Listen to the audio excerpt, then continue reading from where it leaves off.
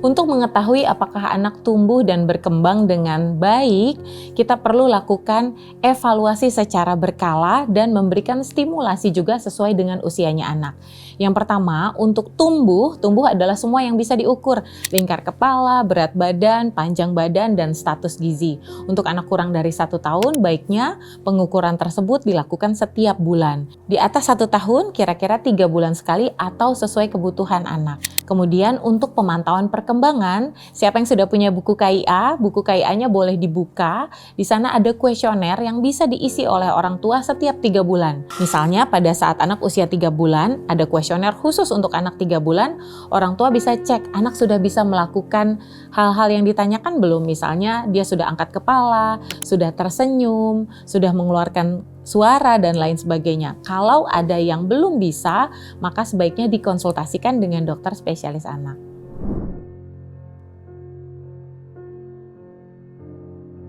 Baik, untuk nutrisi yang jelas berbeda kelompok usia, maka berbeda juga kebutuhannya anak. Misalnya pada anak 0-6 bulan, harus diberikan ASI eksklusif, kecuali jika ada kebutuhan tertentu terhadap susu tambahan. Kemudian di periode MPASI sekitar 6 bulan sampai dengan 2 tahun, itu anak perlu menu lengkap. Sampai saat ini, Ikatan Dokter Anak Indonesia merekomendasikan pemberian MPASI mengandung karbohidrat, protein yang diutamakan protein hewani, dan lemak. Sedangkan sayur dan buah hanya perkenalan di periode MPASI saja. Di periode usia 2 sampai dengan 5 tahun atau periode balita, beda dengan periode MPASI.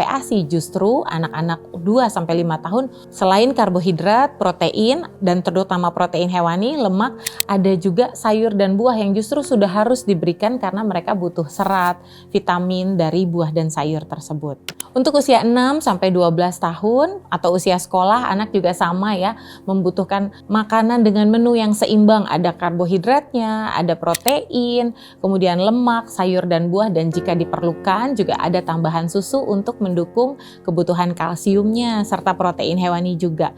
Nah, di usia remaja anak-anak biasanya butuh energi yang lebih tinggi karena terjadi growth spurt yang kedua. Jadi masa pertumbuhan pesat yang kedua sejak 1000 hari pertama kehidupan. Disinilah orang tua perlu memonitor apakah asupannya sudah cukup nih. Asupan makanannya, selain makanannya juga istirahatnya ya. Istirahatnya sangat penting untuk mendukung pertumbuhan pesat di periode remaja.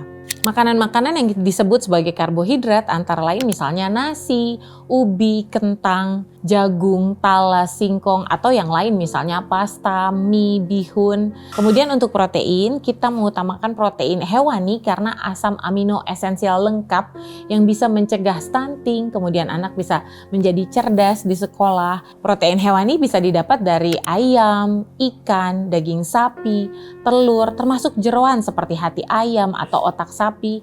Itu semuanya boleh digunakan dan sebaiknya yang segar. Lemak bisa didapat dari sumber hewani atau sumber nabati, misalnya dari santan, minyak, kemudian mentega, butter, dan lain sebagainya. Untuk sayur dan buah tentu saja boleh apa saja sesuai dengan kesukaan anak sambil kita terus mengenalkan variasinya. Untuk susu jika memang diperlukan karena setiap anak kebutuhannya berbeda-beda. Ada anak-anak yang asupannya bervariasi, kemudian tumbuhnya juga baik, tidak ada gangguan pertumbuhan. Misalnya ingin minum susu, usia 1 tahun ke atas sudah boleh minum susu UHT misalnya. Kemudian untuk anak-anak yang ada gangguan pertumbuhan, mulai dari ringan sampai dengan gangguan pertumbuhan berat, kadang-kadang ditambahkan susu khusus tergantung instruksi dari dokter anaknya. Itu juga baik diberikan untuk menunjang pertumbuhan anak.